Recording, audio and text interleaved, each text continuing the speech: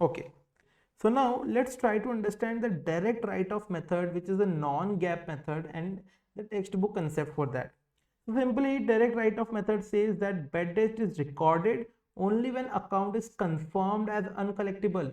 Without getting account confirmed, the bad debt won't be written off. Why it is not GAAP? Because this does not follow the matching principles and it does not match with the revenue. Revenue may be in 1 year, but expenses may be in another year when bad debt actually happens. And this leads to poor timing of expense recognition. This is not a very good practice which should be followed.